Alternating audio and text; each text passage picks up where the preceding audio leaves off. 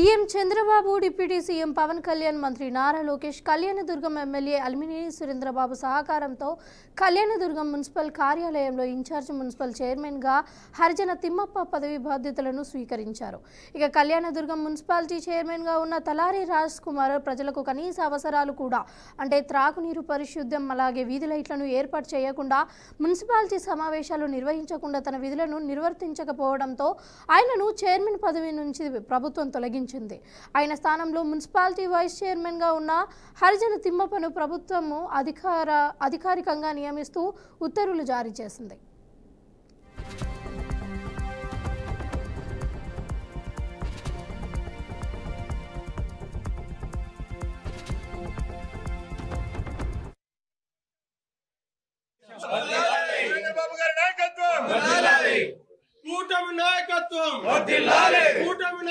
చూశారు, గత 4.5 సంవత్సరాల కాలంలో కళ్యాణదుర్గం మున్సిపాలిటీలో ఏ విధంగా అభివృద్ధి జరిగిందా జరగలేదా అనేది స్థానికంగా ఉన్న ప్రజలకు తెలుసు, అలాగే మీడియా సోదరులకు తెలుసు.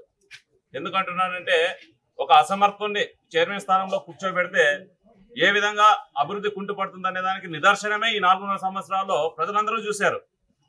మేము గతంలో అనుకున్నాం, అప్పటి మంత్రి ఉషశ్రీ చరణ్ తనకు సహకరించడం లేదేమో అనేసి మేము కానీ కొంచెం సానుభూతి చూపించాం.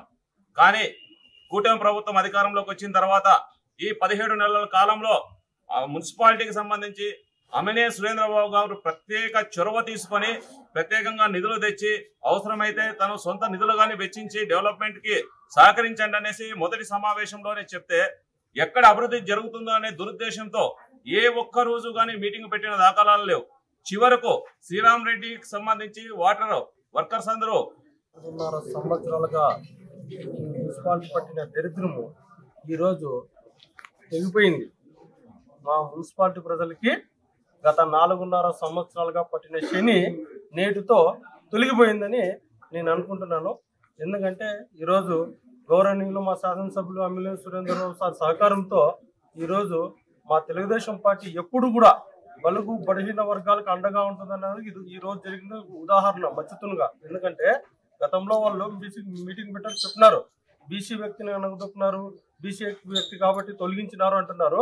మళ్ళీ ఈ రోజు మా ఎమ్మెల్యే సురేంద్రబాబు చొరవతో ఈరోజు మా తెలుగుదేశం కూటమి ప్రభుత్వము బలహీన వర్గాలైనటువంటి మన దళిత సోదరునికి పూజారి తిమ్మప్పన్న గారికి చైర్మన్ గా అవకాశం కల్పించిందంటే ఇప్పటికల్లా మీరు తెలుసుకోవాలా. ఆ మాటలు మాట్లాడేటప్పుడు ఒకసారి ప్రెస్ మీట్ పెట్టి ఊరికే మాట్లాడుతుంటారు, కానీ ఈ రోజు మమ్మల్ని చూసి మీరు తెలుసుకోండి, నేర్చుకోండి.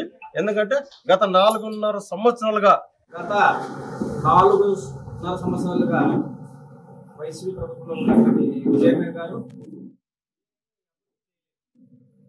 మన ఎమ్మెల్యే గారు వచ్చిన తర్వాత కూటమి ప్రభుత్వము అభివృద్ధి చేస్తే ఓర్వలేక ఈ చైర్మన్ అనేక విధాలుగా ఇబ్బంది పెట్టాడు.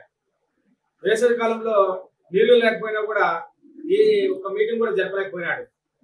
కాబట్టి మేము మా ఇప్పటి నుంచి ఇంకా 5 నెలలు సమయం ఉంది. ఈ సమయంలో మన అలిమినేని సురేంద్రబాబు సార్ గారు అభివృద్ధి బాటలో నడుస్తున్నారు. వాళ్ళకి నేను అన్ని విధాలుగా అందుబాటులో ఉండి మన సార్ గారికి సహాయ